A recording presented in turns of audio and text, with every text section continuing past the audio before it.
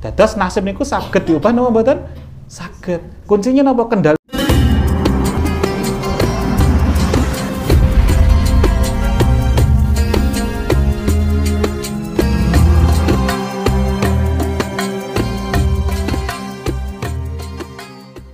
Rabbi shrahli sadri wa yassirli amri wahlul 'uqdatam min lisani yafqahu qawli.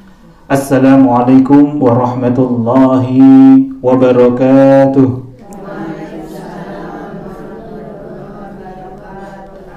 Alhamdulillah tsumma alhamdulillah. Alhamdulillahilladzi bi ni'matihi tatimmus shalihat. Alhamdulillah rabbana walakal hamdu hamdan katsiran tayyiban mubarakan fihi mubarakan alaih kama yuhibbu rabbuna wa yarda. Asyhadu an la ilaha illallah wa asyhadu anna Muhammadan abduhu wa rasuluh. Allahumma salli ala Muhammad wa ala ali Muhammad wa ala alihi wa ashabihi wa man tabi'ahum bi ihsanin ila yaumiddin, amma ba'd. Alhamdulillah, yang kami hormati Ustazah Siti serta sahibul bait Ibu Triyanti sekalian.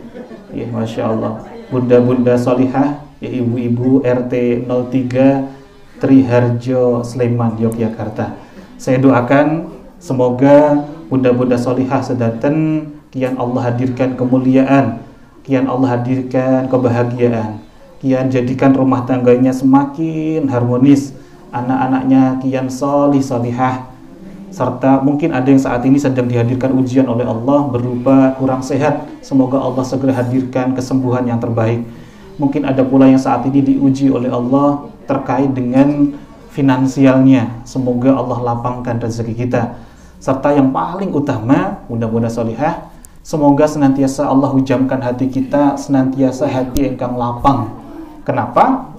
Semakin lapangnya hati kita, insya Allah berbanding lurus pula dengan kelapangan rezeki hakiki kita. Apa niku rezeki hakiki? Rezeki yang hakiki adalah bila mana kita nanti, ya, kita mangke saged panggih langsung menghadap kepada Allah Subhanahu wa taala, menjadi hamba-hamba yang terpilih dari salah satu hamba-hamba yang diizinkan Allah masuk ke dalam surga. Karena nikmatnya para hamba itu adalah kita bisa masuk surga, dan nikmatnya para penghuni surga adalah masih bisa diizinkan untuk bisa menghadap langsung kepada Allah Subhanahu wa taala. Amin Allahumma amin. Puji syukur senantiasa kita hadirkan kepada Allah Subhanahu wa taala atas limpahan nikmatnya. Kita ini masih diizinkan untuk hadir di majelis ilmu ini, Masya Allah. Ini nikmat yang sangat luar biasa. Kenapa? Kita nih ibu-ibu pengen boten dimudahkan jalannya menuju suwargi. Pengen boten? Nah, salah satu kuncinya niku ternyata Masya Allah, Rasulullah SAW nanti ngendikan, man salaka tariqan yaltamisu fihi ilma sahalallahu lahu bihi tariqan ilal jannah. Barang siapa yang hidupnya itu senantiasa menuntut ilmu, kados bunda-bunda sholihah sedanten niki, maka Allah akan bukakan jalannya menuju surga. Masya Allah. Dan dalam hadis riwayat Tirmidzi juga disebutkan bahwa Rasulullah pernah bersabda, man arada dunya fa'alihi bil ilmi. Kalau kita ingin kenikmatan dunia, kuncinya ternyata setunggal. Napa niku? Raihlah dengan ilmu. Kalau kita ingin dapatkan kebahagiaan akhirat, man aradal akhirah fa'alihi bil ilmi. Ternyata kuncinya sami. Napa niku? Kuncinya meraih ilmu dulu, baru mudahkan untuk akhirat. Kalau kita pengen banget bahagia dunia dan akhirat, pengen banget? Kada sih yang pengen namung 3 nih. Pengen saestu napa estu sangat nih. Masya Allah. Ternyata kuncinya niku nggih sami. Man aradahuma. Kalau pengen kita itu dimudahkan rezeki dunia dan akhirat, kuncinya sama. Man aradahuma fa'ali bil ilmi. Raihlah dengan ilmu. Maka ketika Allah niku nanti berfirman di dalam Quran surah Al-An'am ayat 59 disebutkan oleh Allah, tidak ada sehelai daun pun yang jatuh kecuali seizin Allah, kecuali sepengetahuan Allah. Tidak ada. Jadi daun yang jatuh itu tidak ada yang jatuh kecuali seizin Allah. Artinya daun yang jatuh saja kebetulan apa mboten? Boten, kan itu seizin Allah aja. Maka kita niki bisa kempal mriki kebetulan apa mboten? Lek ini daun mawon yang jatuh tidak ada yang kebetulan, kita niki disempatkan oleh Allah untuk hadir di sini, diketuk hati kita. Walaupun awalnya mungkin dipaksa mergo diampiri wawonnya. Tapi niki ternyata mboten kebetulan. Ini ada maksud mengapa kok Allah itu izinkan kita hadir di sini. Ini pasti ada satu hikmah luar biasa yang Allah inginkan kita itu bisa semakin mudah untuk menuju surganya Allah. Maka ini sungguh-sungguh mari kita syukuri bersama-sama. Kita hadirkan rasa syukur ini dengan mengucap kalimat tahmid, kalimat hamdalah sarang-sarang. Monggo. Alhamdulillahirabbil alamin. Insyaallah. Salawat serta salam senantiasa kita haturkan kepada junjungan kita Nabi Agung, Nabi besar, Nabi Muhammad sallallahu alaihi wasallam, sang suri tauladan terbaik yang senantiasa kita nantikan syafaatnya. Semoga dengan kita terus nih hadir di majelis ilmu, ini bagian kita itibak kepada baginda Nabi. Kita mengikuti Rasulullah sallallahu alaihi wasallam hadir di halakoh-halakoh. Kalau ya Nabi Muhammad sallallahu alaihi wasallam aja nanti ngendikan bahwa namanya majelis ilmu ini disebut oleh Rasulullah sebagai taman-taman surga, Masya Allah. Maka kalau taman-taman surga, maka sudah pasti di sekitar kita ini dikelilingi oleh para malaikat-malaikatnya Allah. Nah, kalau nanti di sepanjang kajian ini nanti, Bunda-bunda salihah wonten hajat mboten? Wonten hajat napa mboten? Wah, niki sampun lapang sedanten pun mboten wonten hajat niki. Wonten napa penjaluk mboten teng Gusti Allah? Wonten mboten? Kathah nggih hajat nggih. Nah, maka ketika nanti kita sedang majelis ilmu niki, di dalam hatinya panjatkanlah doa-doa terbaiknya. Karena di setiap majelis ilmu ngeten niki, taman surga ngeten niki, malaikat-malaikat niku turut hadir mengaminkan hajat-hajat kita. Maka banyak-banyak mangke ya selama niki mangke nggih majelis ilmu niki kan sampun dibikak niki. Mangke wonten hajat, mungkin terkait dengan hubungan dengan orang lain, dengan keluarga, dengan anak yang enggak mudah untuk nurut, wonten mboten? Atau mungkin terkait dengan angsuran, cicilan, wonten mboten? Nah, gini ki paling kathah niki paling seru niki insyaallah. Utawi wonten malih terkait dengan kesehatan, wonten mboten? Nah, niki baik untuk diri kita ataupun untuk pasangan kita, untuk seluruh anggota keluarga kita. Karena nikmat sehat itu adalah berbanding lurus pula dengan nikmatnya nanti kita beribadah kepada Allah. Maka nanti panjatkan sebanyak-banyaknya. Siap? Iya. Monggo sareng-sareng kita awali dulu majelis ilmu ini dengan membaca basmalah bersama-sama. Bismillahirrahmanirrahim. Ya. Alhamdulillah, semoga dengan wasilah kita doa bersama-sama ini Allah ijabah seluruh hajat-hajat kita. Allah bersihkan kita ibarat seperti bayi yang baru lahir. Bayi yang baru lahir niku Masya Allah kondisinya fitrah nggih, bersih saestu. Nopo-nopo pengen nopo-nopo niku Allah ijabah. Ya, kuncinya namung setunggal bayi niku. Kalau sudah bersih kuncinya tinggal nopo? Tinggal owek mawon. Niku Allah kasih saestu. Cobi kalau pengen lapar nggih, pengen ASI tinggal nopo bayi niku. Owek ngoten nggih. Langsung yang punya ASI mendekat atau bayi yang mendekat gitu-gitu. Kita pengen punya hajat apapun, langsung Allah kirimkan malaikat-malaikat berupa ibu kita mendekat kepada kita. Ini ki malaikat surga nih, Masya Allah. Terus yang kedua, kalau misalkan pengen punya hajat, pengen ganti popok, saat ini zamannya popok. Zaman kita dulu mboten wonten pempes nggih. Zamannya sekarang pempes. Kalau pengen ganti pempes, bayi tinggal napa? Oh, leres nggih, punya hajat. Kira-kira apakah bayinya ganti popok sendiri, napa ada yang menggantikan? Allah kirimkan untuk memenuhi hajatnya si bayi tersebut. Nah, kali ini kajian niki saestudipun masih melanjutkan temanya kemarin yang disampaikan oleh sahabat saya Bunda Iim ya, Bunda Sri Sulasmi. Kemarin materi 1 di ilmu rahasia magnet rezeki. Tentang apa kemarin masih ingat? Membuka perisai rezeki. Ya. Kenapa? Karena kita pun sejatinya juga bisa menjadi magnet bagi rezeki, juga dimudahkan di lapangan rezeki kita. Ibarat bayi tadi. Bayi tadi pengen nopo-nopo, apakah dia yang ya misalkan ya tadi ya pengen ASI, apakah bayinya harus bekerja dulu nanti baru dapat ASI? Kan mboten. Allah langsung yang mendatangkan rezekinya. Contoh, bunda-bunda solehan nate perso hewan yang biasanya merambat teng dinding-dinding niku napa namanya hewan? Nah, cobi. Cicak niku punya sayap napa mboten? Mboten. Tapi makanannya punya sayap mboten? Nah, cobi. Kalau kita di posisi cicak, kinten-kinten nggih. Mirsani cicak ngoten niku. Terus kita ada di posisi cicak, melihat makanannya bisa terbang. Coba. Kalau kita mungkin di posisi cicak, kita akan ngedumel, kita akan sambat sama Allah. Ya Allah, kok nggak adil banget. Saya ini nggak punya sayap, nggak bisa terbang, tapi makanan saya bisa terbang. Kalau kita jadi cicak, kita mungkin yang melihat nyamuk, kita kejar-kejar. Nyamuk semakin dikejar, semakin didapatkan, betul? Semakin terbang. Padahal ngeten niki, sejatine saestunipun kehidupan niku. Rezeki niku mboten usah terlalu fokus dikejar-kejar. Rezeki semakin dikejar, rezekinya semakin menjauh. Niki kathah. Nggih, alih-alih pengen dapatkan rezeki, tapi ngejar-ngejar rezeki, ujungnya apa yang terjadi? Nggak inget dengan sang pemilik rezeki. Wonten mboten kinten-kinten? Wonten mboten? Pengen dapatkan rezeki, saestu niku nyambut damel saestu luar biasa, tapi Ya, yang pengen iku adalah kita pengen rezeki, tapi ternyata alih-alih pengen dapatkan rezeki, malah justru semakin gak inget sama sang pemilik rezeki. Kinten-kinten akhirnya angsal betul kali rezeki. Boten. Kalaupun terdapat nominal, mungkin itu bukan rezeki yang sesungguhnya. Kenapa? Karena belum tentu nanti dapatkan keberkahannya. Karena kita pengen dapat rezeki, tapi malah justru gak inget dengan sang pemilik rezeki. Sinten niku sang pemilik rezeki? Allah. Maka yuk bareng-bareng kita belajar bagaimana menjadi hamba-hamba pilihan, hamba-hamba yang dimudahkan rezekinya oleh Allah. Kalau kemarin di perisai rezeki kita bahas ya, tidak dengan cara rezeki itu dihadirkan dengan workaholic, dengan kerja keras boten, tapi rezeki itu justru diraih dengan taubaholik, dengan banyak kita bertaubat kepada Allah. Malah justru Allah semakin dekatkan. Ada salah satu makalah yang sangat masyhur dari seorang waliullah Ibnu Athaillah Sakandari dalam kitab Al-Hikam. Niku disebutkan bahwa rezeki niku kados bayangan. Rezeki niku kados bayangan. Kados bayangan nggih. Bayangan itu kalau semakin dikejar, bayangannya semakin mendekat atau semakin menjauh? Kita berlari, bayangannya pun semakin menjauh dengan berlari. Terus pripun kalau pengen yang namanya dunia, yang pengen namanya rezeki itu mendekat kali kita. Bayangan mendekat dengan kita, caranya pripun? Kita rubah fokus kita. Bukan lagi mengejar bayangannya, tapi kita balik arah mendekat dengan cahayanya. Dengan cahaya yang abadi dan abadi. Mendekat kepada sang pemilik rezeki. Pada Allah Subhanahu wa taala. Maka semakin kita berlari mendekat ke cahaya, kinten-kinten bayangannya semakin mendekat ke kita, betul? Kita berlari mendekat kepada cahaya, bayangannya ngikutin kita, betul? Ngikutin. Semakin kita dekat dengan sang sumber cahaya, maka apa yang terjadi? Bayangan itu akan melekat dengan kita. Rezeki itu akan semakin mendekat dengan kita. Niki materi kemarin nggih, betul materi hari ini nggih. Nah, niki kita sambung materi saat niki nggih menika tentang rahasia mengubah nasib.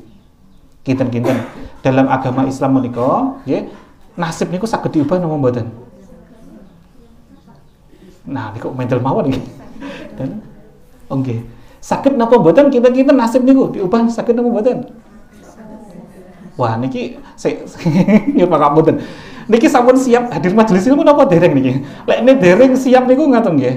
Panjang kali lebar kali tinggi, mungkin nampung masuk telinga kanan, keluar telinga niku mending, niku masih masuk. Banyak yang masuk telinga kanan, medal malih. Masya Allah, akhirnya buatan angsal napa-napa, mengke wangsul, kondur, nggih, panggil suami tangleti. Oh ngaji napa? Mbuh. Masya Allah. Nggih, agar fokus nyuwun sewu nggih, pilih mengke kula nggih ngucapaken satu, pinten nggih? Satu nggih, mengke nyuwun sewu tulung asta sebelah tangan kanan nggih niku dipegang pundak samping kanan temennya, ucapkan assalamualaikum. Cobi nggih. Satu. Assalamualaikum. Kanan nggih, kanan nggih. Biasa ibu-ibu niku biasa. Sen naik motor mawon sen kanan niku beloknya ke kiri. Kanan nggih, setunggal kanan. Nanti kalau saya bilang dua, pegang dadanya ucapkan alhamdulillah. Ucapkan apa? Alhamdulillah. Cobi nggih. Dua. Alhamdulillah. Kalau saya nanti bilang tiga, asto sebelah kiri, nyuwun sewu, pegang temennya sebelah kiri, ucapkan waalaikumsalam warahmatullahi wabarakatuh. Siap? Cobi, nggih. Satu. Nah. Yang pudit asto tengene, Bu. Masyaallah. Niki contohnya dereng fokus. Mungkin pun masuk materi, mungkin mboten masuk-masuk mungkin nggih, nyuwun sewu nggih. Fokus nggih. Satu. Assalamualaikum. Tiga. Kados niki dereng siap nih kados niki. Kalau tiga napa? Waalaikumsalam. Kan habis salam dijawab waalaikumsalam. Kan nggih. Cobi malih tunggal malih nggih. Satu. Tiga. Waalaikumsalam. Dua. Alhamdulillah. Pun fokus ternyata nggih. Alhamdulillah. Niki nyuwun sewu nggih. Nasib niku saged diubah napa mboten? Saged. Nggih, di dalam Islam terkait dengan nasib niku disebutaken istilah dengan namanya takdir. Takdir niku disebutaken wonten kalih. Namanya takdir mubrom kali takdir mu'allaq. Atau istilah nipun, kalau orang awam biar mudah menerima niku namanya takdir mutlak dengan takdir ikhtiar. Takdir mutlak itu sudah tidak bisa diubah. Contoh nipun napa? Kita niku mboten saged milih, kita niku akan lahir lewat rahimnya ibu kita siapa. Saged milih mboten? Mboten. Kita nanti tidak bisa milih, ya Allah saya nanti pengen dijemput oleh Allah itu pas hari Senin jam 8, mboten saged. nggih. Niku sampun namine takdir mutlak. Termasuk jodoh niku takdir mutlak. Tapi ada namanya takdir ikhtiar yang disebutkan oleh Allah dalam Quran surah A'rad ayat 11. A'udzubillahi minasyaitonirrajim. Bismillahirrahmanirrahim. Innallaha la yughayyiru ma biqaumin hatta yughayyiru ma bi anfusihim. Sesungguhnya Allah itu tidak akan mengubah nasib suatu kaum selama kaum tersebut tidak mengubah apa-apa yang ada di dalam dirinya sendiri. Artinya, bisa diubah nggak nasib gitu? Bisa, selama kita mau mengubah apa-apa yang ada dalam diri kita sendiri. Nah, pertanyaannya, nyuwun sewu, pertanyaannya, kita nopo niki engkang kita ubah di dalam diri kita sendiri yang akan mengubah nasib kita. Kita nopo niki? Nopo kita. Kan disebutkan ini dalam firman Allah namanya anfusihim, anfus dari kata nafas. Nate mireng nggih ustad biasanya kajian teng masjid wonten tazkiyatun nafsi. Nate mireng nggih. Napa niku tazkiyatun nafsi? Mensucikan nafas niku napa? Nafsi niku jiwa. Nggih, jiwa kita. Jadi kenapa kok nasib kita seperti ini? Sejatinya karena kitanya sendiri tidak bisa menjaga jiwa kita. Itu disebutkan pula dalam Quran surah An-Nisa ayat 79. Allah Subhanahu wa taala berfirman, "Ma asabaka min hasanatin faminallah wa ma asabaka min sayyi'atin famin nafsik." Adapun segala bentuk kebaikan datangnya dari sisi Allah dan adapun segala bentuk sayyi'atin. Sayyi'atin itu kados wau, nggih, budak-budak salihah. Sayyi'atin itu musibah, ujian, persoalan hidup, kok angsuran enggak lunas-lunas. Wonten nggih wau? Niku disebutkan namanya anfusihim atau famin nafsik. Sesungguhnya datang itu dari mana? Famin nafsik.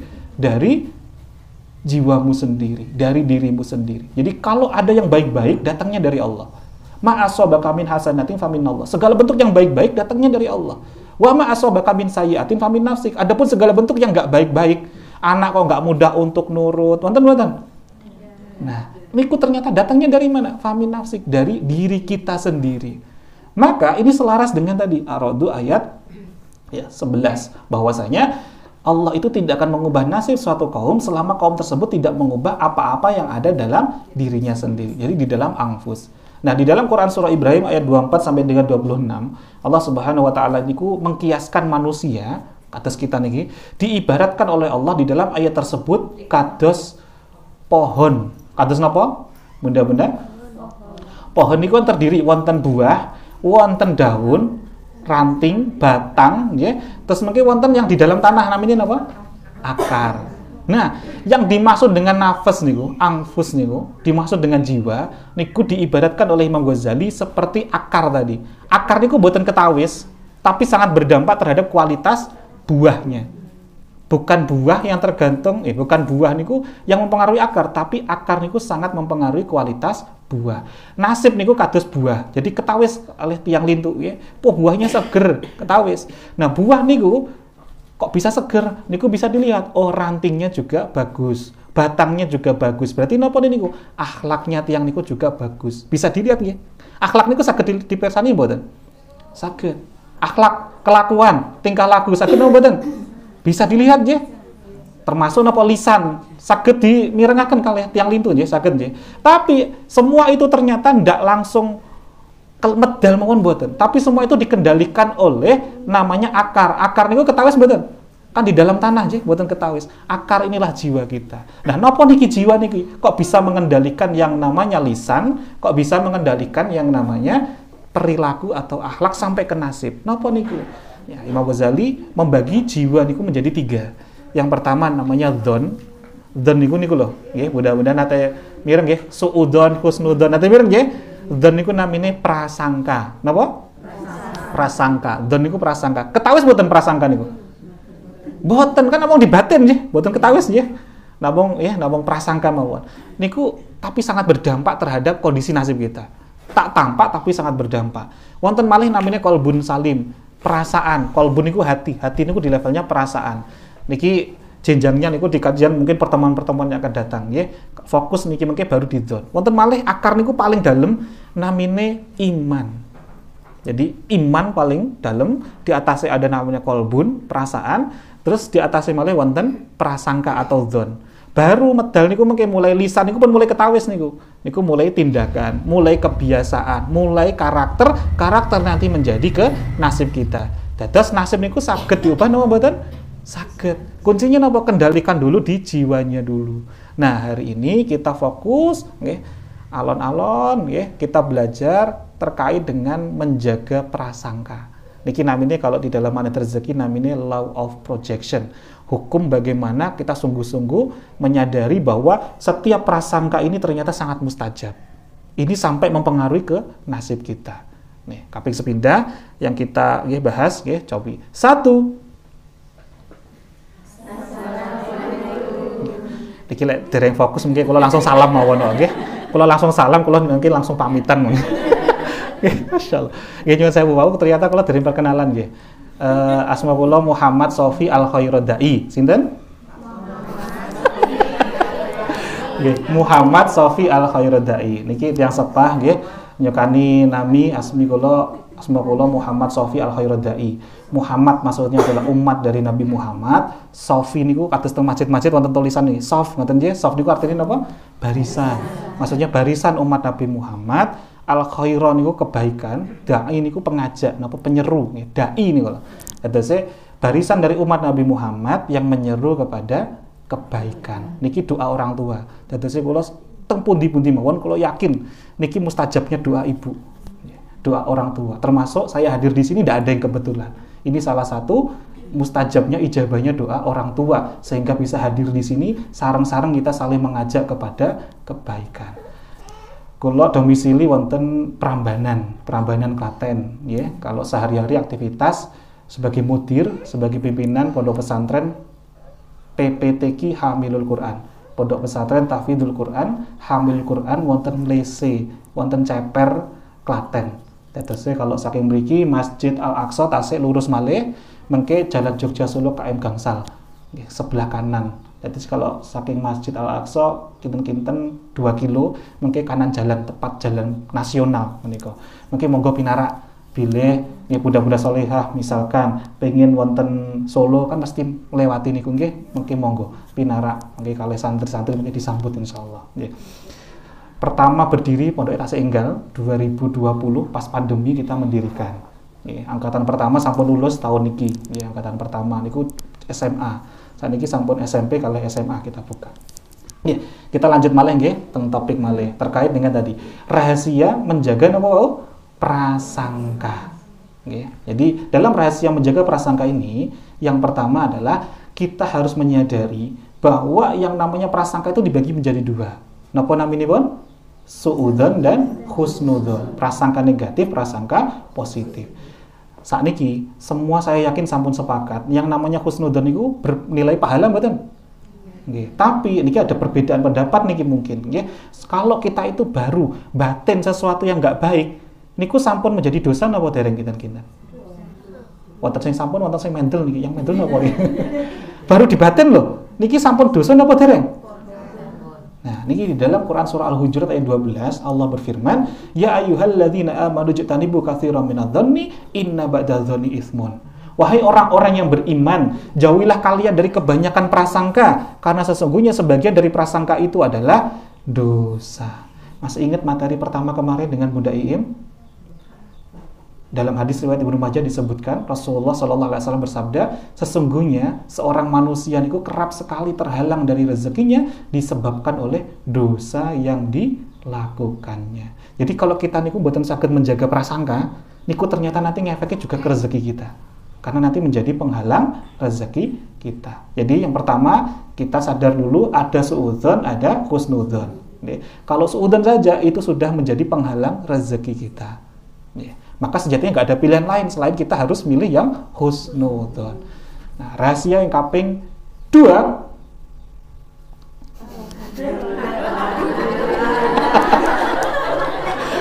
Alhamdulillah tapi tangannya ke samping.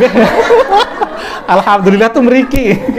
Alhamdulillah. Ini rahasia kunci nih. Ya Allah tambahkan rezeki kalau kita semakin banyak bersyukur kan ya. Alhamdulillah. Langsung praktek nih aja. Masya Allah. Rahasia kaping kalih nggih kita gentos nggih kaping kalih nggih menika setiap prasangka ternyata itu adalah doa. Setiap prasangka ternyata apa? Doa. Hujahnya nopo Pak Sofi? Hujahnya dari hadis qudsi bahwa disebutkan anna idzadzani abdi bi. Sesungguhnya aku ini maksudnya Allah, sesuai dengan prasangka hambaku.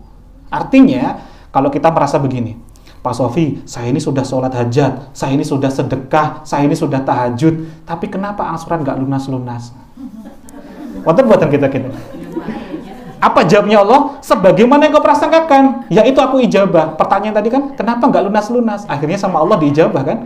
Prasangkanya apa tadi? Nggak lunas-lunas. Padahal Allah itu sesuai prasangka hambanya. Kitanya masih ngeluh. Ya Allah, kenapa kok harus aku? Kenapa ujian ini kok begini-begini? Apa jawabnya Allah? Sebagaimana yang kau prasangkakan, yaitu aku ijabah. Artinya sudah diijabah belum? Sudah. Tapi kitanya seringkali nggak sadar dalam berprasangka. Artinya apa? Mau suudzon maupun husnudzon itu semuanya adalah doa. Dan rahasia kaping 3, semua doa tadi ternyata itu diijabah oleh Allah. Dalam Quran surah Al-Ghafir ayat 60 disebutkan ud'uni astajib lakum. Berdoalah padaku maka aku kabulkan doamu. Jadi semua doa itu ternyata diijabah. Tinggal banyak mana prasangka kita setiap hari ini. Kan wonten ngeten nggih. Mantun wau salat asar. Mukena tasik didamel, nggih. Sajadah tasik terbuka lebar. Berdoa, lunas ya Allah, lunas ya Allah. Angsal mboten? Angsal. Niku kan waktu yang mustajab untuk berdoa, leres nggih. Lunas. Angsal niki, saestu angsal. Niku waktu mustajab. Waktu mustajab niku napa mawon? Cobi antara adzan dan iqamah niku mustajab. Angsal niku. Bahkan disujud di dalam salat angsal mboten? Angsal. Setelah sholat 5 waktu niku mustajab. Saat turunnya hujan mustajab. Saat kita jelang berbuka puasa mustajab. Sepertiga malam mustajab. Banyak tempat-tempat mustajab. Bahkan saat ada omongan tetangga yang nyelekit niku, nanti buatan niku kan kita didolimi nggih. Niku nggih mustajab. Jadi kalau dikasih seperti itu langsung alhamdulillah saya dikasih waktu yang mustajab oleh Allah. Jadi bersyukur kita malah justru, bukan malah semakin balas lagi gitu kan. Insyaallah. Kita kembali lagi bahwa ternyata kalau tadi doa ya Allah lunas ya Allah lunas ya Allah boleh nggak? Boleh. Tapi seringkali kita niku Bapak Ibu saat bapaknya namun satu saat namanya sajadah dilipat, mukena sudah dilipat, kita tengok kanan tengok kiri. Bisa nggak ya? Nanti buatan ngoten. Iso nggak yo? Besok mangan opo? Wonten buatan sing ngoten kita. Jadi ngeten nggih, doa niku sudah mulai melayang ya sampai mau menggetarkan arsy-Nya Allah. Tiba-tiba kita bisa bilang, bisa nggak ya? Niku ditarik malih. Doa yang sudah kita pancarkan kita tarik kembali dengan suudzon kita. Kita nggak yakin sama Allah saja, niku sudah suudzon. Cobi, satu hari niku pinten jam? 24 jam. Karena 24 jam doa kita bilang lunas tadi misalkan lunas tadi. Selesai subuh berapa menit kita doa kita biasanya pada sholat anggaplah rata-rata 10 menit niku pol-polan niku 10 menit niku. Padahal wis pengen selak masak napa masyaallah. Anggaplah 10 menit mantun subuh, 10 menit mantun zuhur, 10 menit mantun asar, mantun maghrib 10 menit, 10 menit mantun isya. Niku kalau ditotal pinten menit? 50 nggih. Bosone 50 nggih mboten wonten nggih namung 50 nggih. Mboten namine gangsal dosa kan mboten wonten nggih. Nggih namung 50 nggih. Leres nggih? 50. Sehari kan 24 jam, dikurangi 50 menit sisa pinten? Hitung-hitungan. 23 jam lebih 10 menit. Nah, kita mungkin doa fokus dengan husnudzon itu hanya 50 menit tadi. Ya Allah, saya pengen anak saya nurut, ya Allah. Tapi selesai sholat, mukena sudah dilipat, ada 23 jamnya tadi kita bilang, ini anak nakal. Batin saja, kok nakal, kok nggak nurut-nurut. Yang diijabah yang mana? Banyak yang mana? Antara 23 jam sama 50 menit banyak yang mana? Kata ingkang pundi? Nah, jadi nasib kita saat ini saestu niki karena hasil dari doa-doa kita yang tanpa kita sadari ternyata itu sudah diijabah sama Allah. Jadi banyak sekali saestunipun kita itu merasakan baru batin mawon baru diprasangka Allah ijabah. Coba kita cek. Nate mboten bunda-bunda solihah tasih enjing-enjing nggih nembe bangun nggih saking sare niku. Terus baru batin, ya Allah, sekiranya enak makan yang seger-seger nggih. Baru batin tiba-tiba ujuk-ujuk mak betuntuk wonten ingkang ngirimi. Wonten. Bentuknya macam-macam nggih, seger niku kan macam-macam nggih, wonten sing soto seger nggih. Wonten nasi liwet, macam-macam nggih. Tapi intinya nopo? Baru batin, tiba-tiba belum sampai ngomong dengan suami, belum sampai ngomong dengan anak, tiba-tiba ada yang nganterin, entah itu tetangga, saudara, kerabat, atau kita nggak kenal datang nganterin. Nanti mboten. Baru kita batin, itu ternyata langsung didengar. Allah itu kan maha mendengar, Allah maha mengetahui, Allah maha mengijabah. Langsung Allah ijabah. Allah paksakan orang yang punya yang tadi yang kita batin untuk menghantarkan itu kepada kita. Jadi ini semuanya nggak ada yang kebetulan. Ingat tadi daun yang jatuh nggak ada yang kebetulan. Itu semuanya seizin Allah. Apalagi datangnya tadi ijabahnya apa tadi yang kita batin. Pengen sesuatu langsung Allah ijabah, itu nggak ada yang kebetulan. Itu karena memang husnudzon ini didengar oleh Allah dan diijabah oleh Allah. Wonten malih, nanti boten kita niku baru ngrasani seseorang, ngrasani sing sae nggih. Orangnya tiba-tiba datang, nanti boten. Nah, ini juga nggak kebetulan nih. Ketika kita punya batin kepada seorang, Allah memang getarkan hatinya untuk diketuk, untuk datang mendekat dengan kita. Nggak ada yang kebetulan. Jadi, kali ini, mulai hari ini dan seterusnya, hati-hati dengan prasangka kita. Kenapa? Karena di setiap prasangka niku adalah doa, dan setiap doa diijabah oleh Allah. Nah, wonten malih nggih kaping sekawan. Yang keempat, yang namanya prasangka niku, dan niku tidak bisa membedakan ingin dengan fokus. Kados wau, inginnya lunas, fokusnya bisa nggak ya? Ingin anaknya solih, tapi dalam batin kita fokusnya masih ini kok nakal, ini kok nggak mau nurut. Yang diijabah yang mana? Yang fokus. Contoh, nanti mboten, ya bunda-bunda solihah pengen berangkat ya ke satu majelis ilmu, atau mau berangkat nganterin putu sekolah, nganterin putranya sekolah, buru-buru kuncinya nggak ketemu. Nanti mboten. Saat kunci nggak ketemu nih Bu, nopo kita prasangka kita yang pertama, respon kita pertama kali. Nah, ini kan doa kita.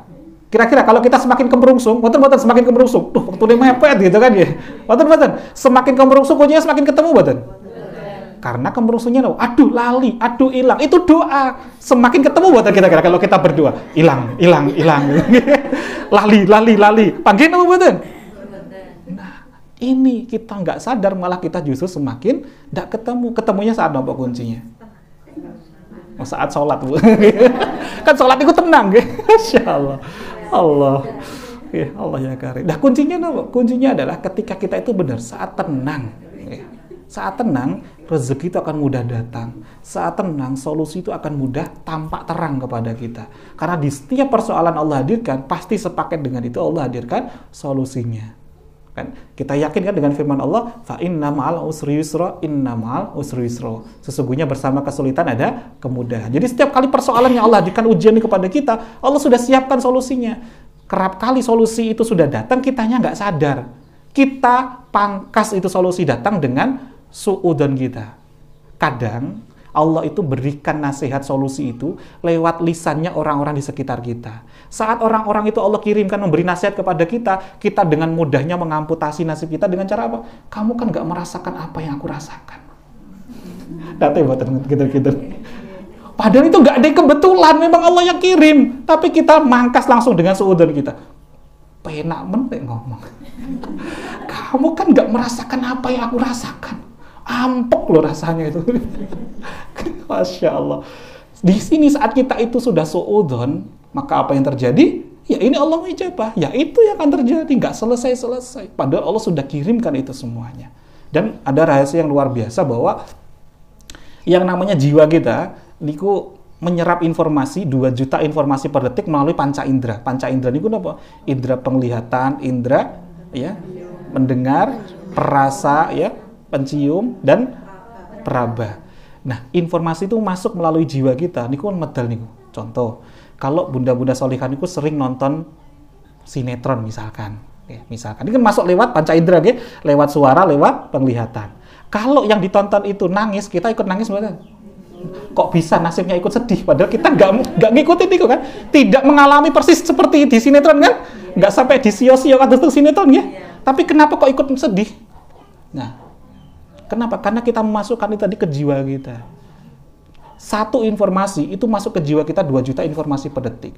Dan setiap harinya kita tanpa sadar, pikiran niku mboten nate istirahat. Meskipun kita tidur, kita sare, namanya otak niku tetap bekerja, punya prasangka, ibarat berdoa, memancarkan energi, itu 60.000 pikiran setiap hari berdoa. Jadi kalau kita nonton, bahkan bukan hanya ibu-ibu, bapak-bapak itu kalau nonton bola, ya, bolanya nggak ada di depannya, cuma di TV, tapi bisa mejanya ditendang. Merasakan bahwa dirinya itu kayak nasibnya seperti ya penyerang itu, tinggal mau ngegolin kok gak gol-gol gitu, sampai kakinya meja ditendang gitu ya, gitu ya, Masya Allah. Artinya no, setiap hari itu tanpa kita sadari, kita itu prasangka itu terus memancarkan doa, ya, itu hasil dari apa yang ada dalam jiwa kita. Tergantung dari sebanyak apa yang kita masukkan ke dalam jiwa, itu nanti akan menjadi doa setiap hari kita. Minimal 60.000 doa setiap hari tanpa kita sadar. Jadi hati-hati kalau kita contoh nggih, wonten banyak anak-anak kalau tontonannya itu tentang apa? Perang-perangan gitu. Maka nanti di sekolah pasti dia akan ngajak temennya dipukulin juga, diajak perang-perang gitu. Dipukul-pukul. Kenapa? Dari tontonan tadi masuk ke prasangka, jiwa masuk ke prasangka, menjadi doa, menjadi nasibnya seperti itu.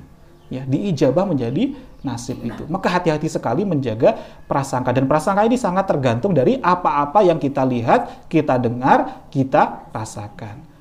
Bahkan kalau seringkali banyak misalkan di sekitar kita kok ada kata-kata yang nggak bersih ya, kata-kata seperti kebun binatang ya, Gembira Loka disebutkan, kaki 4, kaki pintar disebutkan.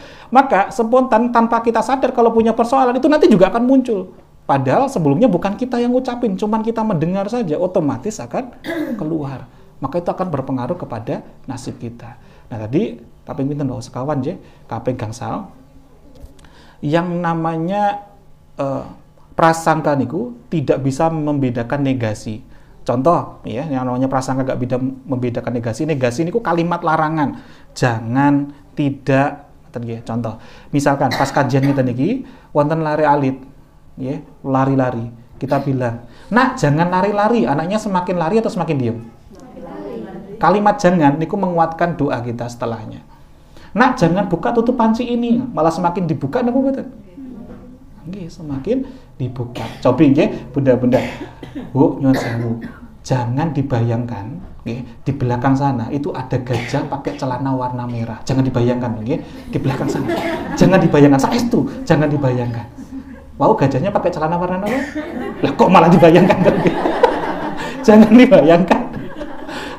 Kalimat jangan itu menguatkan doa kita setelahnya. Makanya hati-hati kalau saja ada anak kita izin, "Bu, izin, saya mau ke rumahnya ini." Jangan hati-hati, jalan itu rame, kok kecelakaan, hati-hati. Ini doanya ibu itu sangat mustajab kepada anaknya. Dan kalimat jangan itu menguatkan setelahnya. Jadi, dasarnya dari mana sih? Ya? Nah, temireng firman Allah Quran Surah Al-Baqarah 35. "Wala taqrabu hadhihi syajarah fatakuna minadh-dhalimin." Wahai Nabi Adam, jangan dekati pohon ini, nanti engkau termasuk orang yang zalim. Diapakan pohon buah kuldi itu? Diapakan sama Nabi Adam? Padahal sudah diingatkan sama Allah, jangan, tapi malah diapakan? Bukan hanya didekatin, tapi malah dimakan buahnya, malah diunduh malah justru, Masya Allah. Maka kita ini Bani Adam bukan? Ini kan anak turunnya Mbak Adam. Terus kita ini sudah ada warisan di situ. Kalau ada kalimat larangan, malah justru kita penasaran, pengen mengalaminya. Jadi mungkin 5 tahun yang lalu saya masih dinas di Bandung. Itu kalau gerai-gerai kami baru soft opening, baru buka cabang, itu malah saya perintahkan dulu tuh tulis jangan tengok kiri.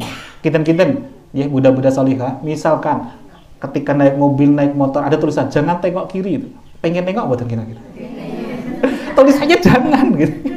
Padahal itu strategi promo biar orang penasaran, pengen ngelirik ke kiri. Minimal ngelirik, kalau dia mukanya nggak mau nengok, minimal ngelirik-ngelirik apa sih gitu. Masya Allah.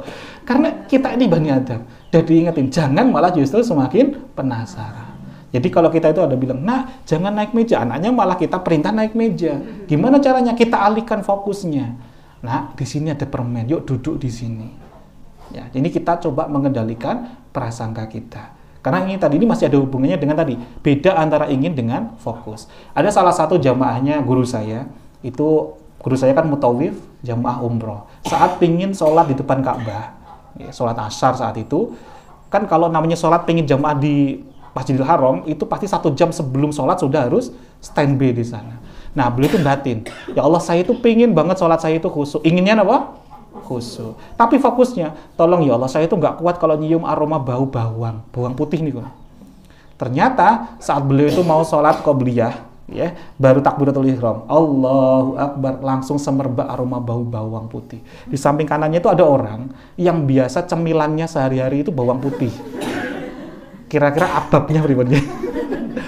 Langsung ndak kuat, langsung mual, geser ke samping kiri satu langkah, angsal betul. Kan masih satu gerakan deh, angsal. Ternyata samping kirinya datang lagi, aroma bau bawang lagi. Seng gitu kan, semerbak luar biasa. Beliau geser ke belakang satu langkah, desel-desel yang belakangnya, ternyata langsung dikepung semuanya aroma bau bawang. Padahal tadi pengennya sholatnya khusyuk inginnya, tapi fokusnya bau apa tadi? Yang fokus yang diijabah sama Allah. Beliau balik ke hotel, mandi, aromanya ndak hilang-hilang. Kenapa? Karena masih fokus tadi aroma bau bawang. Hilangnya saat kapan? Istighfar. Ternyata prasangka yang gak baik sama orang lain, itu juga ternyata menjadi perisai rezeki kita. Jadi termasuk kita bilang, nah, jangan, kalimat jangan ini juga akan menguatkan dari prasangka, menjadi fokusnya kita. Dan yang namanya prasangka niku, bunda-bunda solehah, tidak bisa membedakan siapa yang kita tuju dan juga siapa yang mengirimkan prasangka itu. Itu semuanya akan kembali kepada kita. Maksudnya pun pripun. Misalkan, niki kan kajian je ibu-ibu RT 03. Leres je, tiba-tiba ada seorang ibu-ibu yang pengen datang kajian, saya hadirkan ada di depan sini. Bajunya itu jilbabnya warna pink, bajunya warna kuning, roknya warna orange, pakai eyeshadow warna hitam. Kira-kira bagaimana kira-kira? Coba bayangin orangnya saya hadirkan di sini. Kira-kira dalam prasangka kita pripun kita? Okay. Orang ini seperti apa? Prasangkanya seperti apa kira-kira kita? Pripun kita? Niki sambil belajar ya. Pripun kita prasangka kita? Shadow-nya warna hitam loh. Masya Allah, luar biasa. Kalau kita merasa punya prasangka, orang ini kok aneh gitu ya, masuk kajian kok seperti ini, bajunya warna-warni gitu aja, pakai shadow warna hitam. Itu tanpa sadar kita sejatinya berdoa, ya Allah, anehkan diriku. Kita punya prasangka orang lain, itu dikembalikan lagi oleh Allah kepada kita. Kenapa? Karena kalau kita punya prasangka nggak baik kepada makhluknya Allah, sama halnya kita punya prasangka yang nggak baik kepada yang menciptakannya. Siapa yang menciptakan? Maka oleh Allah akan dikembalikan kepada kita. Kalau kita bilang, orang ini kok stres gitu, maka sejatinya kita berdoa gimana? Streskan diriku. Balik lagi ke kita. Masya Allah. Padahal kalau kita konfirmasi, Bu, kenapa tadi kok pakai seperti ini? Gitu. Ngapunten Pak Sofi, saya itu pengen banget pas tadi di-share sama Ustazah Siti, ada flyer tadi, pengen rahasia mengubah nasib, dan pas banget, kalau orang Jawa nyebutnya dilalah. Padahal itu bahasa Arabnya biiznillah. Itu lisannya orang Jawa, biiznillah itu atas izin Allah. Semalam itu saya diuji sama Allah. Rumah saya itu kebakaran. Ini satu-satunya baju yang saya pakai, Pak Sofi. Dan eyeshadow warna hitam itu sisa areng nih, saya usap tidak sengaja. Gitu. Asya Allah, Pak Ampun. Saya pengen mengubah nasib saya yang semalam baru dapat musibah. Saya pengen mengubah musibah tadi menjadi anugerah. Saya pengen hadir di sini. Ya, nyuwun pangapunten, Pak Sofi. Padahal kalau kita tahu tadi konfirmasinya, klarifikasinya, jadi punya prasangka stres betul. Tidak jadi. Tapi kitanya sudah kembali, sudah langsung diijabah sama Allah, kitanya stres duluan akhirnya. Masya Allah. Allah ya karim. Jadi inilah pentingnya kita untuk menjaga prasangka. Jadi fakta dan realita, kalau kita itu disikapi apapun sama orang lain, ya itu nggak peduli lagi. Yang penting bagaimana kita menjaga prasangka kita tetap prasangka yang baik kepada yang lain. Ini yang paling penting. Kenapa? Karena ini juga dicontohkan oleh Rasulullah. Coba, tuntunan dari Rasulullah. Saat kita itu mau bangun tidur, lisan pertama kali ini berucap apa kira-kira tuntunannya Rasulullah saat bangun tidur? Kira-kira tuntunannya, yang sudah lunas ataupun yang belum lunas sama nggak tuntunannya? Kira-kira, yang sehat ataupun yang belum sehat sama nggak tuntunannya? Kira-kira, yang saat ini masih dikasih musibah sama yang dikasih nikmat sama nggak tuntunannya? Jadi apapun realitanya itu sudah gak peduli lagi. Yang penting bagaimana kita ittiba kepada Rasul, terus merespon dengan Alhamdulillah kita punya prasangka yang baik, maka nasib kita akan baik setelahnya. Ini baru kita menjaga dzonnya dulu, menjaga prasangkanya dulu. Ini belum sampai kita mikirin pekerjaan, belum sampai mikirin isah-isah, belum sampai mikirin nyuci baju, belum sampai mikirin masak. Dituntun sama Rasulullah untuk apa? Alhamdulillah. Terus gitu, Bahkan ada salah satu riwayat, ini kalau diambil sanadnya dari Sayyidina Umar bin Khattab, ya, Umar Al-Faruq radhiyallahu an, beliau mengambil dari sanadnya Sayyidah Aisyah radhiyallahu anha, bahwa Rasulullah sallallahu alaihi wasallam kalau beliau itu mendengar melihat sesuatu yang baik-baik, Rasulullah akan merespon, mengucap dengan kalimat alhamdulillahilladzi bi ni'matihi tatimmus sholihat. Kalau Rasulullah melihat sesuatu yang belum baik, dilihat, didengar yang belum baik, Rasulullah akan merespon alhamdulillah ala kulli hal. Jadi mau yang baik ataupun nggak baik, responnya apa ternyata? Alhamdulillah. Jadi kalau kita tiba-tiba pulang dari sini dikasih ujian nih, tiba-tiba sama suami langsung ditegur, ngaji tidak balik-balik, gitu. Responnya kita?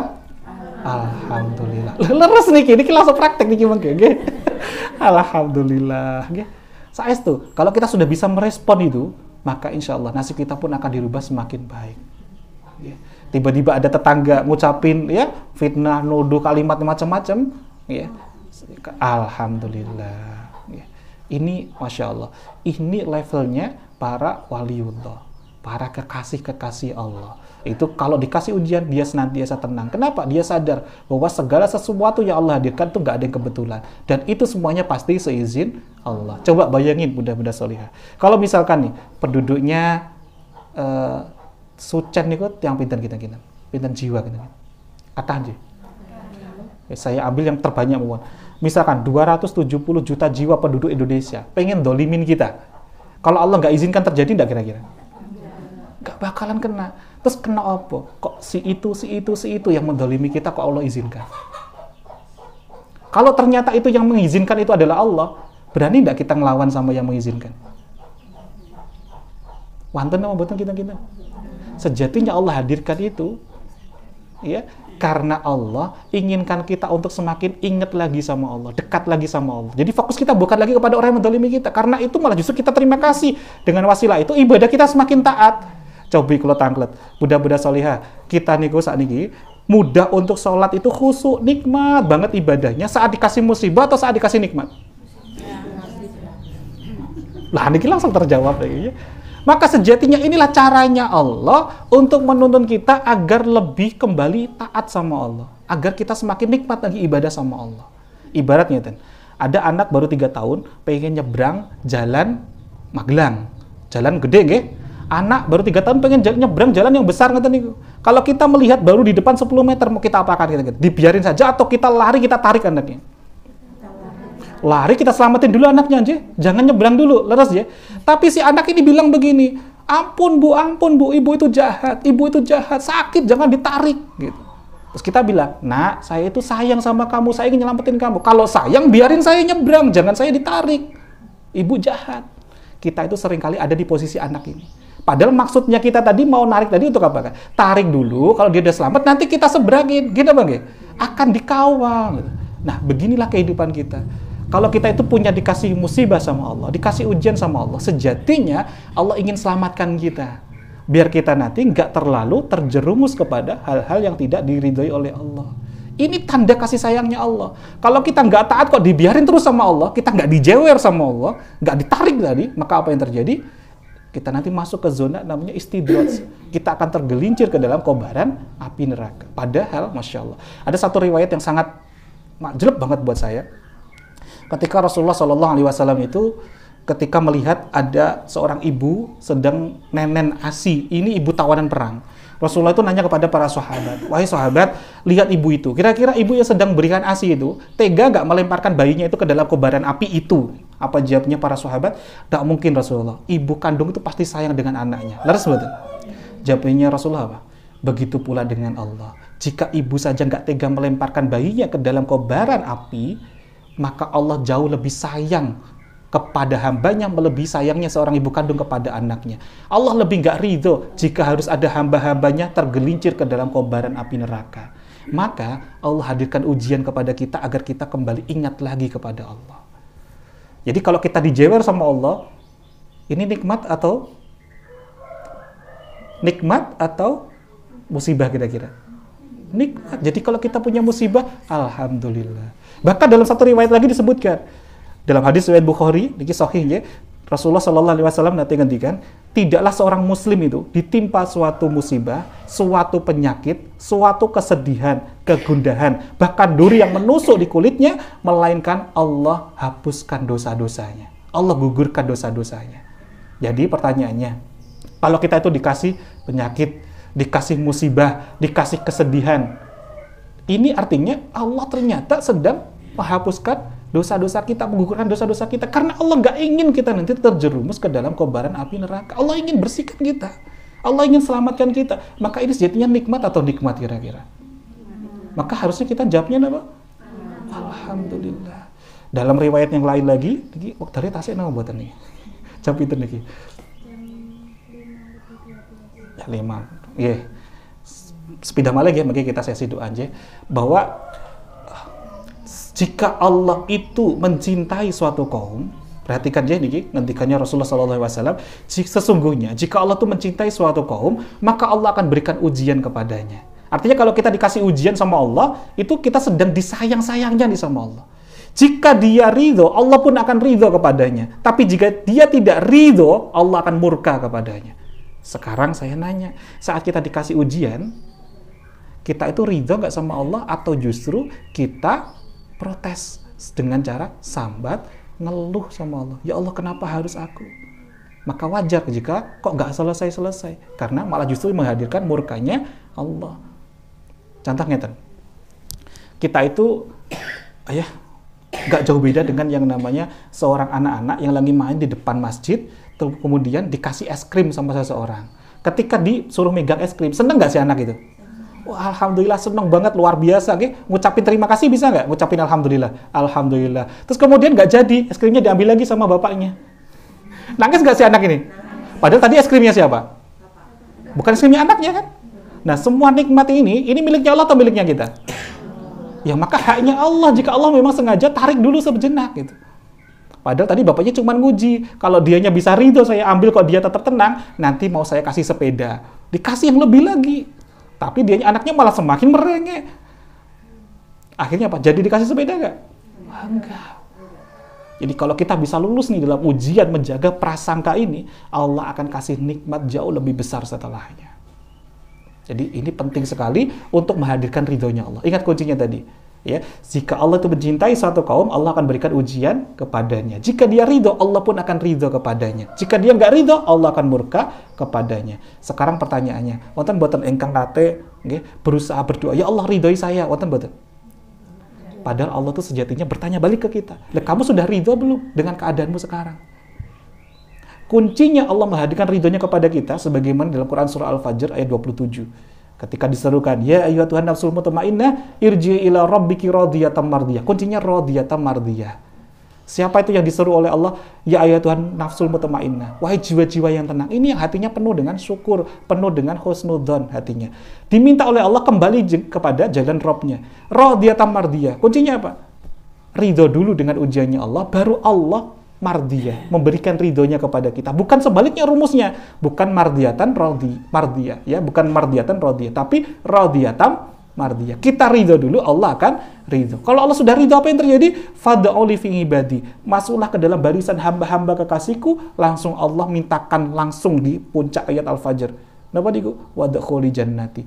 Allah langsung yang minta, masuklah ke dalam surgaku. Bukan lagi kita yang masih minta, ya Allah saya masukkan ke surga ya Allah, bukan.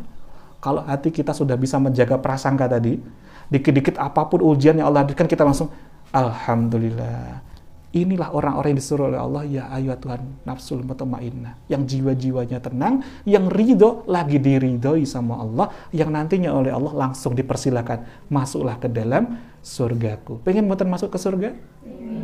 Nah, saya doakan semoga kita semuanya termasuk hamba-hamba yang bisa menjaga prasangka, menjaga hati kita untuk senantiasa menjadi jiwa-jiwa yang mutmainnah di zona marhamah, yang senantiasa Allah nanti akan mudahkan jalan kita menuju surganya. Amin. Allahumma amin. Wonten pertanyaan kinten-kinten? Biasanya tema niki biasanya saya niku 4 jam. Niki kita rikas awan je mboten dapo-dapo. Kita wonten pertanyaan mboten? Setunggal mawon sadurunge kita doa sareng-sareng. Oke, monggo disekecaken nggih. Kalau saya biasanya kalau lagi ngeten iki mboten mboten emot benar nggih. Masyaallah nggih.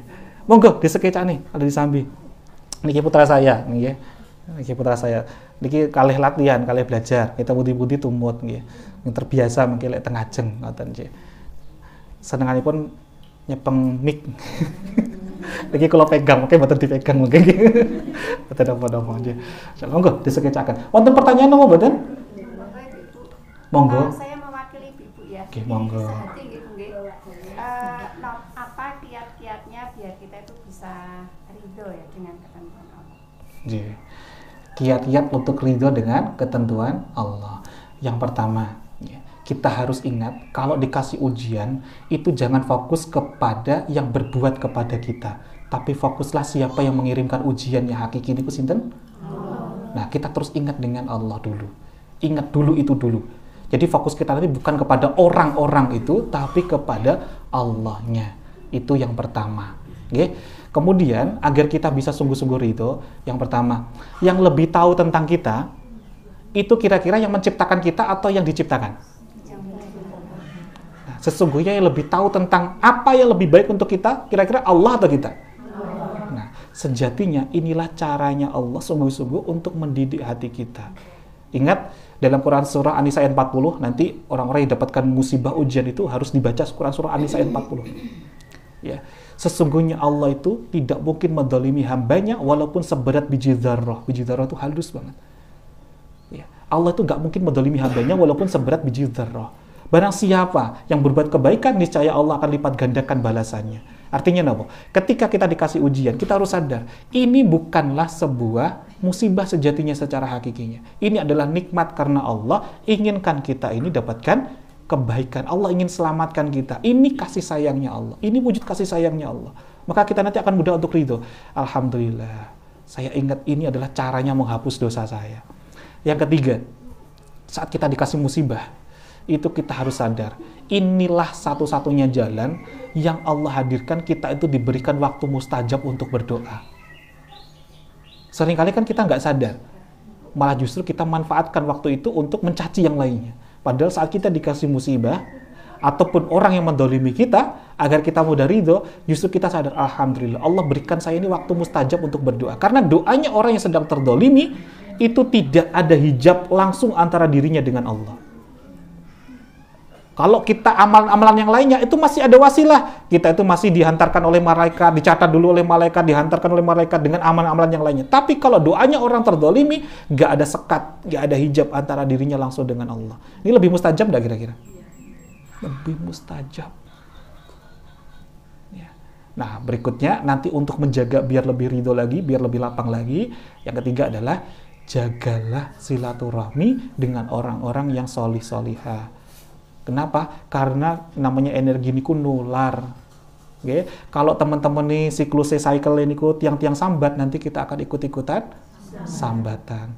Padahal kalau Imam Ghazali niku nate ngendikan, okay, Bunda. Kalau kemarin kan kita bahas di perisai rezeki oleh Bunda Iim kan disampaikan keajaiban niku ada 3 tingkatan. Wonten pinten? 3 tingkatan. Mukjizat, karomah, maunah. Ingat nama mboten wingi? Nah, kuncinya maunah niku napa ternyata? Kalau mukjizat kan untuk para nabi. Karomah untuk para wali Allah. Ada maunah. Maunah niku napa syaratnya untuk dapatkan maunah? Di dalam kitab Al-Hikam disebutkan oleh Ibnu Athaillah Sakandari, maunah itu adalah pertolongan Allah luar biasa, keajaiban-keajaiban luar biasa yang Allah berikan hanya bagi orang-orang yang beriman dan beramal solih. Kuncinya 2 nih, iman dan amal solih. Nah, saat kita itu sambat sama Allah, ngeluh sama Allah, dikasih ujian kok kita itu ngeluh, itu sejatinya kita sudah gugur dari syarat yang pertama. Syarat yang pertama tadi apa namanya? Udah inget ya? Syaratnya maunah tadi apa? Iman dan amal solih. Jadi ada pinten syaratnya? Syaratnya maunah apa? Iman dan amal solih. Berarti wonten pinten? 1, iman, 2, amal solih. Amal solih itu bukti nyata bahwa kita itu beriman diwujudkan dengan amaliyah kita, amal solih kita sehari-hari. Yeah. Jadi kalau kita itu kok sudah ngeluh sama Allah, protes sama Allah, nggak terima dengan ujian dari Allah, nggak ridho itu tadi, itu kita sudah nggak lulus syarat yang pertama. Syarat yang pertama tadi apa? Bunda-bunda solihah, rukun iman itu wonten pinten? Rukun Islam. Rukun iman wonten pinten? 6. Wonten mboten? Iman kepada qada qadar wonten mboten? Ini yang kita nggak lulus. Kalau kita sudah protes sama Allah, ngeluh sama Allah, kita nggak iman dengan ketentuan ketetapannya Allah. Artinya sudah nggak lulus syarat yang pertama. Maka kita nggak dapat ma'unah tadi. Maka kita sadar betul, ya Allah, saya ingin dapatkan ma'unahmu, maka saya harus yakin bahwa pemberianmu itu adalah yang terbaik. Kita yakin bahwa qada qadarnya Allah itu hadir kepada kita. Saat kita bisa ridho, Allah akan meridhoi kita kuncinya. Nah, nanti yang terakhir kuncinya agar kita terus dengan ridho, asahlah jiwa kita itu terus di majelis ilmu dengan ilmu. Itu penting sekali. Ya. Sebagaimana makalahnya Imam Ghazali disebutkan juga, hadir di majelis ilmu itu adalah ketakwaan. Mengulang-ulang itu adalah berzikir kepada Allah. Dan kita berjuang untuk memahaminya, itu sama halnya bernilai berjihad di jalan Allah. Kenapa coba? Hadir di majelis ilmu kok itu disebut dengan ketakwaan? Kan takwa itu artinya apa? Menjalankan perintah, menjauhi larangan. Kita menuntut ilmu niku perintah napa? Boten. Perintah aja. Jadi kita menjalankan perintah Allah, ini ketakwaan. Dan kita terus berulang-ulang hadir terus di majelis ilmu. Ini sama halnya kita tadi mulai Bunda Berasolika keluar dari pintu rumah sampai nanti masuk pintu rumah lagi, itu Bunda itu dihitung di sini tuh sedang berzikir kepada Allah.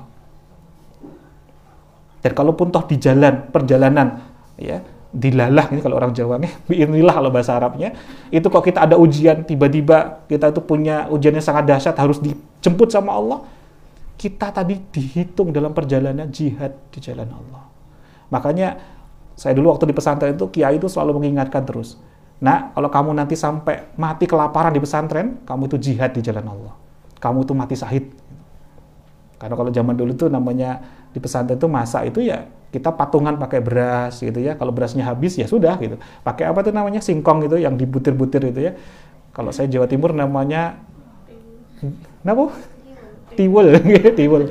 Jadi pertama masih beras itu wah istimewa gitu ya. Besoknya udah dicampur tiwul dengan beras gitu ya. Terus matangnya kan nggak sama, tiwul lebih dulu kan, berasnya belum gitu ya. Wah rasanya luar biasa. Berikutnya berasnya habis gitu ya, pakai tiwul gitu ya, masya Allah. Jadi sampai kayak itu udah disyukurin aja gitu ya, masya Allah. Jadi orang-orang yang berusaha di majelis ilmu itu nilainya pahalanya luar biasa. Dan kita syukuri kita saat ini hadir di tengah-tengah di majelis ilmu. Tidak harus berjuang seperti guru-guru kita terdahulu. Pengen dapat ilmu, perjuangannya luar biasa. Ya, semoga ini bisa menjawab ya, Ustazah. Ya, barakallahu fikum. Semoga ini bisa menjadikan wasilah hadirnya kita semakin diridhoi oleh Allah Subhanahu wa taala. Nah, sebelumnya sampun ya pertanyaan, kita doa sarang-sarang ya. Oh, satu kali. J, monggo. Mungkin agak keluar dari ini ya. J. Tadi terkait dengan zone gitu ya. J. Zone ini mungkin terkait dengan melebar ya, melebar dengan dunia yang ada di Indonesia gitu ya. Terkait kan kadang saya tuh suka mendengar, melihat gitu ya, berita-berita para pejabat itu kan pada ada yang korupsi dan melakukan ya kejahatan itu. Kadang kan kita suka seuzon gitu ya. Kadang tuh gemes, kenapa sih kok mereka tuh melakukan seperti itu lah. Tadi kan kita nggak boleh tuh berprasangka buruk lah, itu terkait dengan hal-hal yang berita, apalagi sekarang sudah menjelang pemilu itu kan para calon presiden dan macam-macam itu kan kadang mereka saling menjatuhkan. Terus apa yang harus kita lakukan dengan ini? Sementara kita untuk berprasangka baik aja, kalau berprasangka buruk saja jangan gitu. Terus bagaimana sikap kita dengan realita yang ada? Terima kasih Bunda. Yang pertama, kita harus benar-benar memfilter, kita saring. Kalau ada berita-berita yang nggak baik, lebih baik nggak usah kita lihat, nggak boleh kita dengar. Batasi kita akses untuk nonton YouTube, Instagram, ya, dan lain-lain sebagainya kita batasi. Kita punya waktu dulu untuk membatasi. Termasuk televisi juga aja kita batasi. Kalaupun terpaksa kita harus melihatnya, kita timpa dengan doa. Berikan doa terbaik untuk mereka. Bukan kita punya prasangka, tapi kita doakan. Ya Allah, muliakan dia, bahagiakan dia, hadirkan hidayah kepadanya. Cukup aja kita, ya Allah, sayangi dia. Cukup kita doakan. Kalaupun yang lain kok muncul lagi merasa kok nggak nyaman banget gitu ya, kita yakin dulu. Allah itu maha adil nggak kira-kira? Allah maha adil nggak kira-kira? Biar Allah yang menghakiminya, bukan kita menghakimi. Kita kan bukan siapa-siapanya gitu kan? Ya, Allah itu maha adil. Sudah pasti Allah akan memberikan jalan terbaiknya untuk menghakimi dirinya. Kalaupun Allah nggak memberikan balasan di dunia, maka Allah akan balaskan dengan di akhirat. Maka kalau kita terlalu fokus kepadanya, nanti hati kita itu akan ternoda dengan namanya tinta-tinta, ya. Hati kita tuh nggak jadi jernih. Padahal kunci hubungan kita dengan Rabb adalah kebersihan hati kita. Ibarat gini, jiwa itu ibarat sebuah gelas yang terisi dengan misalkan terisi dengan air jernih. Kalau ternyata kita tuh sering punya prasangka yang nggak bisa memfilter, itu masuk ibarat gelas ini udah terisi kayak kopi hitam nih, pekat buatan kita. Nah, pertanyaannya, pripun caranipun untuk bisa membersihkan yang namanya warna hitam pekat di gelas itu menjadi jernih kembali, biar nggak punya prasangka-prasangka yang nggak baik. Kita pripun caranipun? Nggak boleh diangkat. Gelasnya nggak boleh diangkat. Caranya pripun?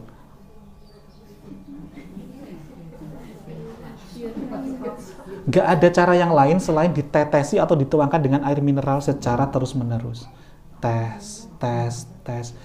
Dialiri dengan yang jernih terus, maka nanti yang namanya warnanya itu semakin jernih. Gini apa nggih?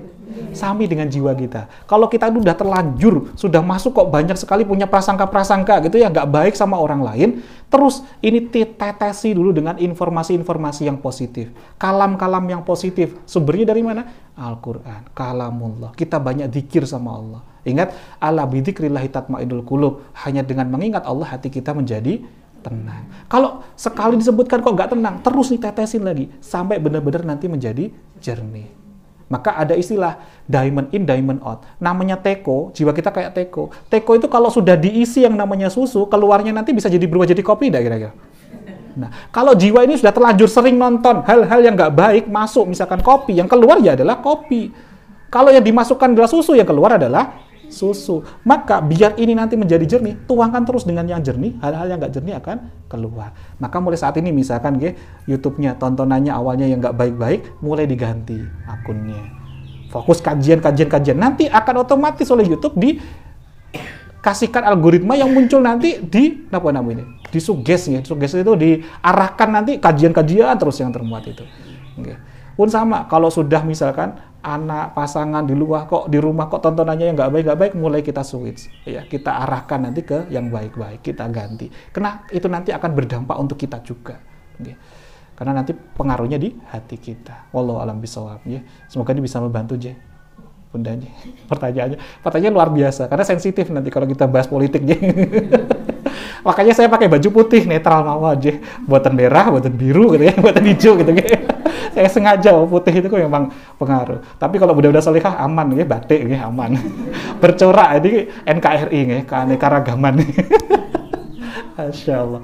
Maka kita sarang-sarang kita berdoa Nanti kalau ada pertanyaan yang sekiranya belum mudah untuk disampaikan di forum, khawatirnya aib, nanti bisa kepada Ustazah Siti. Nanti bisa diteruskan ke saya, nanti kita jawab secara pribadi. Ngoten sambil ngoten mau. Utawi nanti saged teng Ustazah Iim, nanti saged dibantu dengan Bunda Iim. Kita posisinya senyaman-nyamannya, sekhusuk-khusuknya kita akan berdoa bersama-sama. Bismillahirrahmanirrahim. Allahumma salli ala Sayyidina Muhammad wa ala ali Sayyidina Muhammad walhamdulillahi rabbil alamin. Hamdan syakirin, hamdan yuafi ni'amahu wa yukafi'u mazidah. Ya Rabbana kama yanbaghi li jalali wajhikal karim wa 'azimi sultanik. Allahumma lakal hamdu wa ilaikal mustaka wa antal musta'an wa la hawla wa la quwata illa billahil aliyil azim. Ya Allah ya Rabb, segala puji ini hanya untukmu ya Rabb, dan hanya kepadamu lah kami ini mengadu ya Rabb, dan Engkaulah satu-satunya pemberi pertolongan kami ya Rabb. Tiada daya, tiada upaya kecuali hanya darimu ya Rabb, seizinmu ya Rabb. Hasbunallah wa ni'mal wakil, ni'mal maula wa ni'man nasir. Inilah kami ya Rabb, hamba-hambamu yang senantiasa merasakan berbagai persoalan hidup ya Rabb. Maka kami serahkan seluruh persoalan ini hanya kepadamu ya Rabb, karena kami sadar Engkaulah satu-satunya yang bisa memberikan solusi terbaik atas setiap persoalan hidup kami ya Rabb. Allahumma yasir lana wa la tu'asir. Ya Allah, berikanlah kami kemudahan, kelancaran dalam seluruh aktivitas kegiatan kami, termasuk ibadah kami ya Rabb. Allahumma ufir lana, ampunilah dosa-dosa kami ya Rabb. Dzunubana wali walidaina warhamhuma kama rabbayana shighara, termasuk dosa-dosa kedua orang tua kami ya Rabb. Sayangilah mereka sebagaimana dulu mereka sungguh-sungguh menyayangi kami ya Rabb. Rabbana hab lana minas sholihin, hadirkanlah kepada anak-anak kami anak-anak yang salih-salihah ya Rabb. Kalaupun ada yang saat ini hari ini hadir belum dimiliki keturunan, hadirkanlah keturunan yang terbaik ya Rabb. Rabbana hab lana min azwajina wa dzurriyyatina qurrata a'yun waj'alna lil muttaqina imama. Jadikanlah pasangan kami, seluruh anggota keluarga kami maupun anak-anak kami ini penyejuk hati kami ya Rabb, pemimpin dari orang-orang yang bertakwa ya Rabb. Allahumma arhamna, ya Allah sayangilah kami, kasihilah kami ya Rabb, wajburna, cukupkanlah kekurangan kami ya Rabb, warfa'na, angkatlah derajat kami ya Rabb, warzuqna, berikanlah kepada kami rizkimu ya Rabb, wahdina, berikanlah petunjukmu, wa'afina wa'afu'ana, maafkanlah kami, sehatkanlah kami. Rabbana zalamna anfusana wa illam taghfir lana wa tarhamna lanakunanna minal khasirin. Allahumma Rabbana anzil alaina ma'idatan minas sama'. Ya Allah ya Rabb, turunkanlah kepada kami rizkimu dari langit ya Rabb. Takunu lana idali awwalina wa akhirina, yang kedatangannya menjadikan kebahagiaan, menjadikan hari raya bagi kami ya Rabb, orang-orang di sekitar kami, serta kebahagiaan bagi zuriyah kami, anak turun kami setelah kami ya Rabb. Wa ayatan minka, sebagai tanda darimu ya Rabb, warzuqna, maka berikanlah kami rizkimu, wa anta khairur razikin, karena engkaulah sebaik-baik pemberi rizki ya Rabb. Ya Allah ya Rahman ya Rahim, selamatkanlah kami dari siksa kubur maupun siksa api neraka ya Rabb. Berikanlah kami kemudahan dalam menjemput rezekimu yang halal dan thayyiban ya Rabb. Limpahkanlah dalam hati kami ini rasa nikmat dalam beribadah kepadamu ya Rabb, rasa candu untuk terus ingin nikmat beribadah kepadamu ya Rabb. Ya Allah ya Rabb, sekiranya ada sahabat filah kami hadir di sini memiliki persoalan terkait hubungannya dengan pasangannya, dengan anaknya, mertuanya, orang tuanya ataupun dengan anak-anaknya, perbaikilah tali silaturahminya ya Rabb. Lembutkanlah hati masing-masing dari mereka ya Rabb. Karena kami pernah mendengar Rasulullah pernah bersabda, la yadkhulul jannah qati'un, tidak akan masuk surga orang-orang yang memutus tali silaturahmi. Maka perbaikilah silaturahmi kami ini ya Rabb. Ya Allah ya Rahman ya Rahim, hujamkanlah dalam hati anak-anak kami untuk senantiasa menyertakan amalan-amalannya atas nama kami ya Rabb, khususnya saat nanti kami sudah terbujur kaku di dalam tanah ya Rabb, agar menjadi wasilah jariyah kepada kami ya Rabb. Itu yang sangat kami nanti-nantikan ya Rabb. Ya Allah ya Rabb, ini kami mulai sadar ya Rabb. Terima kasih Engkau telah memberikan hikmah luar biasa di majelis ilmu hari ini ya Rabb, untuk senantiasa menjaga prasangka yang positif ya Rabb. Karena kami sadar sesungguhnya bukan karena Engkau tidak ingin memberikan nikmat kepada kami, tapi karena masih banyaknya dosa-dosa kami ya Rabb. Masih banyaknya dosa-dosa kami kepada kedua orang tua kami dulu ya Rabb. Baik kepada ibu kami dulu yang telah mengandung kami 9 bulan lamanya. Saat kami ini sudah besar, kami sadar kami pernah melihatnya meneteskan air mata karena kelakuan kami ya Rabb. Mungkin kami pernah mengindahkan nasihatnya, mungkin kami pernah membantahnya ya Rabb, bahkan kami pernah berdebat dengannya. Di saat kami pernah melihat sungguh-sungguh tindangan air mata dari ibu kami, itulah tanda bahwa ada secuil di hati ibu kami belum ridho kepada kami, yang menjadikan kau pun juga belum ridho kepada kami ya Rabb. Ya Allah ya Rahman ya Rahim, lembutkanlah hati orang tua kami agar terhapus pula dosa-dosa kami ya Rabb. Nastaghfirullahaladzim. Ya Allah, ampunilah pula dosa-dosa kami kepada ayah kami ya Rabb. Ayah yang telah dulu berjuang membesarkan kami demi sesuap nasi yang kami makan, saat ini sudah mengerat menjadi daging dalam tubuh kami ini. Kami dulu pernah melihatnya marah ya Rabb. Kami pernah berdebat dengannya ya Rabb. Dan di saat kami pernah melihat ayah kami marah, sejatinya ada tanda secuil di hati ayah kami. Ayah kami ini belum ridho dengan kami, yang menjadikan kau pun juga belum ridho kepada kami ya Rabb. Maka wajar jika hidup kami saat ini masih seperti ini. Ya Allah, lembutkanlah hati ayah kami ya Rabb, meskipun saat ini dia masih hidup ataupun dia sudah terbujur kaku dalam tanah. Ya Allah, jangan sampai mereka semua nanti akan menuntut kami di hari penimbangan ya Rabb. Ya Allah, ampunilah dosa-dosa kami, dosa-dosa kepada pasangan kami ya Rabb. Pasangan yang sejatinya kau hadirkan agar kami semakin dekat, semakin taat kepadamu. Tapi sungguh betapa sering kami ini saling berdebat ya Rabb, saling ego satu sama lain, tidak mau mengalah ya Rabb. Dan di saat itu terjadi, pasangan kami sejatinya belum ridho kepada kami, maka engkau pun juga belum ridho kepada kami ya Rabb. Ya Allah, hadirkanlah kelembutan di hati pasangan kami agar bisa ridho kepada kami ya Rabb, dan memaafkan kesalahan-kesalahan kami. Ya Allah, ampunilah dosa-dosa kami kepada anak-anak kami ya Rabb. Anak-anak yang sejatinya adalah amanahmu, titipanmu ya Rabb. Kami belum bisa amanah dalam membesarkannya, dalam mendidiknya ya Rabb. Di saat anak kami melakukan kesalahan, padahal itu karena hasil didikan kami, tapi anak kami yang kami maki ya Rabb, anak kami yang kami bentak, anak kami yang kami marahin ya Rabb. Sungguh saya ini belum bisa amanah ya Rabb untuk menjaga titipanmu, padahal itu adalah milikmu ya Rabb. Dan di saat kami pernah menjumpai anak-anak kami yang kami didik di waktu kecil menangis karena kelakuan kami belum bisa menahan emosi, maka disitulah sejatinya Engkau pun jadikan belum ridho kepada kami, karena kami belum bisa amanah menjaga titipan-Mu ya Rabb. Ya Allah, ya Rahman, ya Rahim, ampunilah seluruh dosa-dosa kami ya Rabb, karena kami sadar betapa amal-amal soleh kami ini belum bisa menembus pintu-pintu surga-Mu ya Rabb. Tapi di sisi lain kami ini tidak sanggup jika kami harus merasakan siksa neraka-Mu ya Rabb. Jangankan 1 jam, 1 menit, 1 detik pun kami ini tidak pernah sanggup untuk merasakan neraka-Mu ya Rabb. Karena kami pernah mendengar Rasulullah SAW bersabda, siksaan bagi para penduduk neraka yang paling ringan dosanya dipakaikan terompak, dipakaikan sendal berbahan dari api yang saking panasnya sampai membuat ubun-ubunnya mendidih ya Rabb. Sampai membuat otaknya mendidih ya Rabb. Itu baru mereka yang dosanya paling ringan. Lalu bagaimana dengan kami ya Rabb? Dosa kami banyak ya Rabb. Belum lagi dosa-dosa kami yang langsung kepadamu ya Rabb. Dosa yang kami lakukan secara diam-diam ataupun terang-terangan ya Rabb. Dosa-dosa kepada hamba-hambamu yang pernah kami dolimin, yang pernah kami sakitin hatinya melalui lisan kami ataupun tingkah laku kami ya Rabb. Ampunilah dosa-dosa kami ya Rabb. Hapuskanlah dosa-dosa kami sebelum kami meninggalkan rumah Putriyanti ini ya Rabb. Ya Allah, ya Rahman, ya Rahim, Rabbana la tuzigh qulubana ba'da idh hadaitana wa hab lana min ladunka rahmah innaka antal wahhab. Ya Allah, jadikanlah kami kembali ke jalan-Mu dalam keadaan husnul khatimah ya Rabb. Syahidunnya wal akhirat ya Rabb. Jadikanlah kami nanti tiba saatnya Engkau jemput dalam keadaan kami sedang bersujud kepadamu ya Rabb. Dalam keadaan kami sedang sholat kepadamu ya Allah, untuk mengucapkan kalimat kunci surga, miftahul jannah, la ilaha illallah, la ilaha illallah, la ilaha illallah. Rabbana atina fid dunya hasanah wa fil akhirati hasanah wa qina adzabannar. Wa sallallahu ala sayyidina Muhammadin nabiyil ummi wa ala alihi washabbihi wa barik wa sallam. Lahumul Fatihah. A'udzu billahi minasyaitonir rajim. Bismillahirrahmanirrahim. Alhamdulillahirabbil alamin. Arrahmanir rahim. Maliki yaumiddin. Iyyaka na'budu wa iyyaka nasta'in. Ihdinas siratal mustaqim. Siratal ladzina an'amta 'alaihim ghairil maghdubi 'alaihim waladdallin. Alhamdulillah, terima kasih bunda-bunda solihah. Wabil khusus kita ucapkan terima kasih untuk Sahibul Bait Bunda Triyanti leres ya.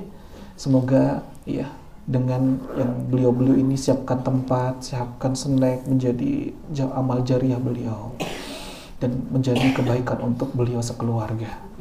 Dan Allah ijabah seluruh hajat-hajat beliau beserta kita semua yang hadir di sini. Amin ya rabbal alamin. Mungkin sekian ini dulu bunda-bunda. Ya, semoga Allah ijabah seluruh hajat-hajat kita. Ya fi amanillah, saya turut menghantarkan nanti bunda-bunda solehah untuk ya sampai rumah kembali, dan kami serahkan sepenuhnya nanti doa penutup dengan Ustazah Siti ya. Barakallahu fikum, bila taufiq wal hidayah wa ridha wal inayah. Semoga kita nanti bisa berjumpa lagi jika Allah masih berikan kita umur yang panjang ya, amin Allahumma amin ya. Wassalamualaikum warahmatullahi wabarakatuh.